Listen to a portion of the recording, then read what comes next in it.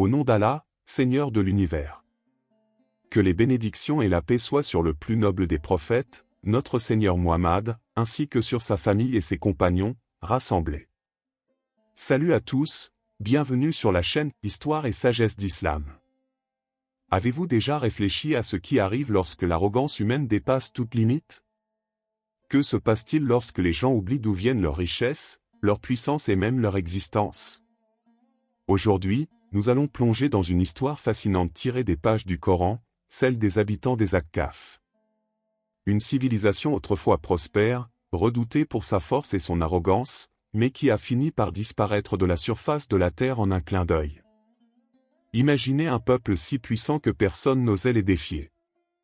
Ils étaient dotés de corps robustes, construisaient des palais imposants et vivaient dans une région fertile où les eaux coulaient abondamment. Mais malgré tous ces dons, ils ont choisi de tourner le dos à celui qui les avait bénis, Allah. Ils ont persévéré dans l'idolâtrie, l'injustice et l'orgueil, pensant qu'ils étaient invincibles. Qu'est-ce qui a vraiment causé leur chute? Comment un peuple aussi puissant a-t-il été réduit en poussière en quelques jours seulement? Et surtout, quelles leçons pouvons-nous tirer de cette histoire aujourd'hui? Si vous êtes prêts, à découvrir une des histoires les plus captivantes et les plus riches en enseignements du Saint-Coran, alors restez avec moi jusqu'à la fin de cette vidéo. Avant de commencer, n'oubliez pas de cliquer sur le bouton « J'aime » si cette introduction vous a plu, et abonnez-vous à notre chaîne pour ne rien rater de nos prochaines vidéos. Mais avant tout, rappelons-nous pourquoi nous racontons ces histoires, non seulement pour apprendre l'histoire, mais aussi pour cultiver notre foi, renforcer notre caractère et comprendre comment agir face aux épreuves de la vie. Car chaque récit biblique ou coranique est une leçon vivante destinée à nous guider vers le droit chemin. Alors, asseyez-vous confortablement, car nous allons voyager ensemble dans le temps pour découvrir ce qui s'est passé lorsqu'un peuple a osé défier Allah. Prêts, C'est parti! Après le déluge de Noé, paix soit sur lui, un nouveau peuple émergea pour habiter la terre. Ce peuple, connu sous le nom des habitants des Ahqaf, devint rapidement l'une des civilisations les plus puissantes de son époque. Ils s'établirent dans une région appelée Hadramaut, entre Oman et le Yémen actuel, marquée par un immense massif de sable appelé Ahqaf. Cette région était riche en ressources naturelles, avec des sources d'eau abondantes et des terres fertiles qui favorisaient leur prospérité. Les habitants des Ahqaf étaient réputés pour leur force physique exceptionnelle. Leur corps robuste et leur endurance sans égale faisaient d'eux une société redoutée. Ils étaient non seulement forts physiquement mais aussi technologiquement avancés pour leur temps. Ils construisirent des palais imposants, dotés de colonnes gigantesques, et leurs villes étaient emblématiques de leur richesse et de leur puissance. Parmi ces villes figurait Ar, une capitale magnifique décrite dans le Coran comme « une ville aux grandes colonnes », dont rien de semblable n'avait été créé dans les pays. Au début, ce peuple vivait en harmonie avec Allah. Après avoir survécu au déluge de Noé, ils avaient compris l'importance du monothéisme et remerciaient constamment Allah pour ses bienfaits.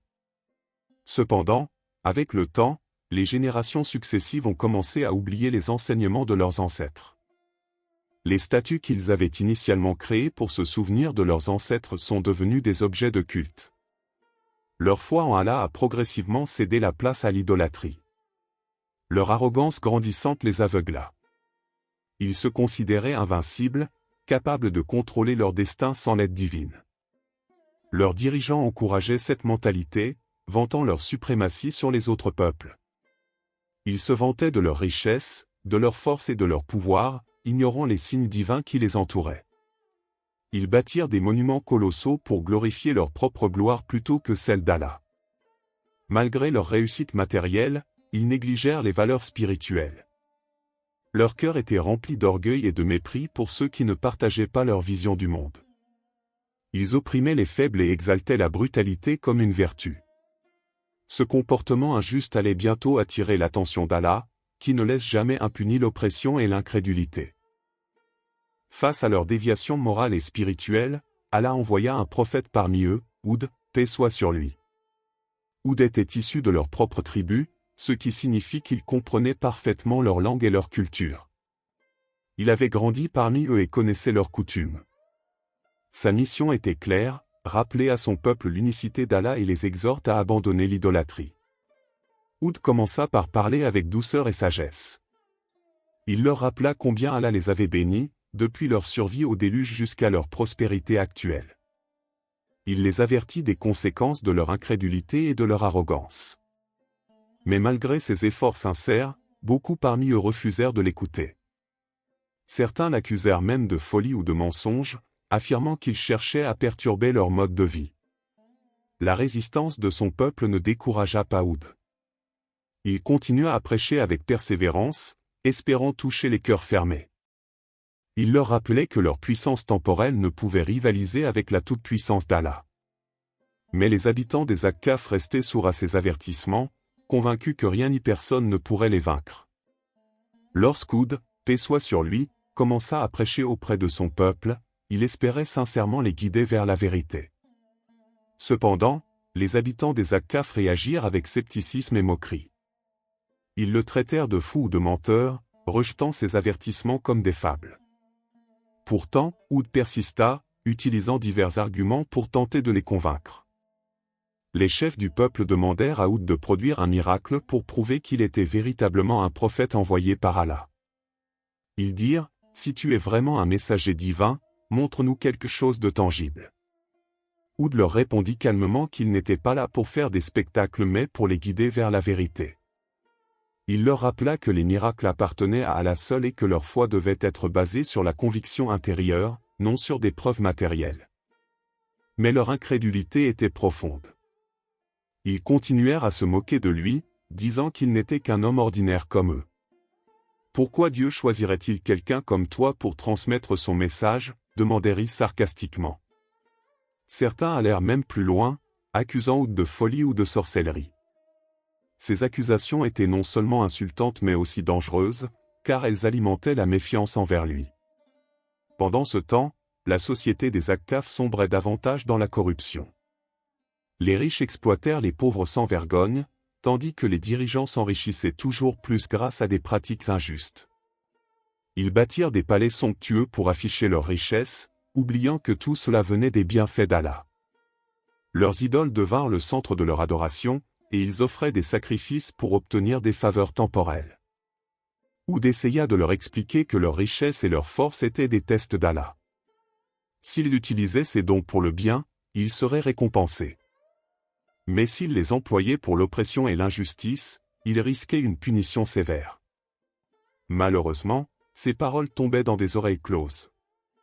Leur cœur était endurci par l'arrogance et l'attachement au plaisir mondain. Dans leur incrédulité, certains membres du peuple osèrent demander à Oud d'accélérer le châtiment promis. « Si ton Dieu est vraiment capable de nous punir, pourquoi attend-il » disait-il provocateur. Cette attitude reflétait leur manque total de respect pour Allah et leur mépris envers sa miséricorde. Oud savait que leur sort était scellé, mais il continua à prier pour eux, espérant qu'un miracle de repentance advienne.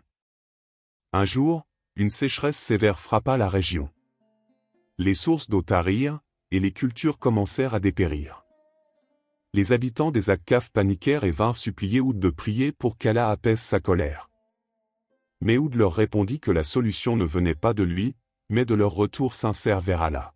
« Si vous vous repentez et croyez en lui, il peut encore vous sauver, leur dit-il. » Cependant, leur repentir fut superficiel. Dès que les pluies revinrent, ils retombèrent dans leurs anciennes habitudes. Leur incrédulité et leur arrogance demeuraient intactes. Allah leur accorda plusieurs chances de se corriger, mais ils choisirent de rester dans l'égarement. Leur cœur était désormais scellé, incapable de reconnaître la vérité même lorsqu'elle leur était présentée clairement. Après des années de prédication infructueuse, Oud, paix soit sur lui, comprit que son peuple était perdu.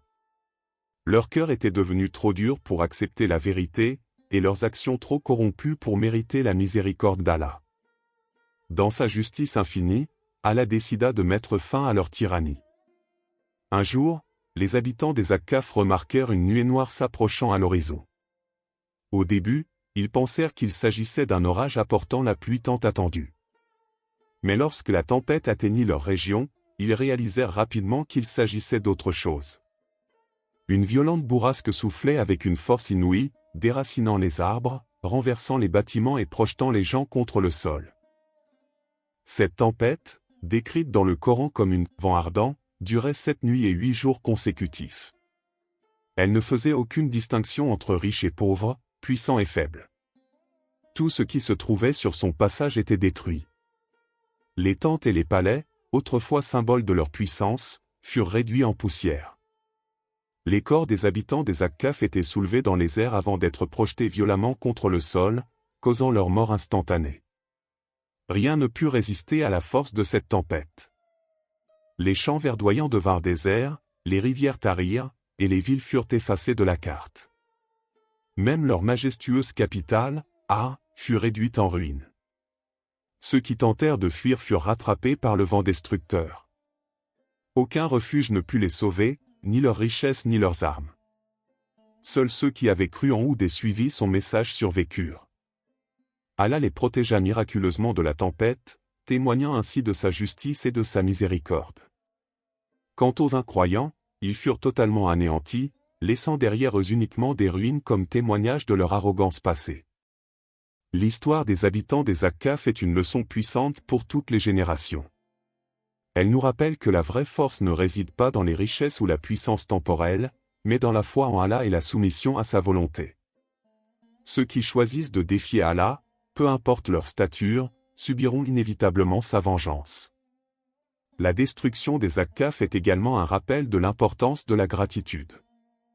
Allah avait comblé ce peuple de bienfaits, mais il les avait pris pour acquis, utilisant leurs dons pour l'oppression et l'injustice. Leur fin tragique est un avertissement pour tous ceux qui oublient de remercier leur Créateur. Enfin, cette histoire illustre la patience et la persévérance des prophètes. Houd n'a jamais abandonné son peuple, même lorsque ses efforts semblaient vains. Il nous enseigne que la propagation de la vérité nécessite du courage et de la détermination, même face à l'adversité.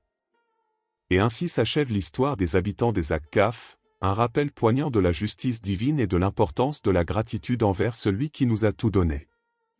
Que cette histoire soit une lumière pour nos cœurs, nous guidant vers la droiture et nous éloignant de l'arrogance et de l'oubli. Que la paix et les bénédictions soient sur notre prophète Muhammad, ainsi que sur tous les prophètes d'Allah. Amen.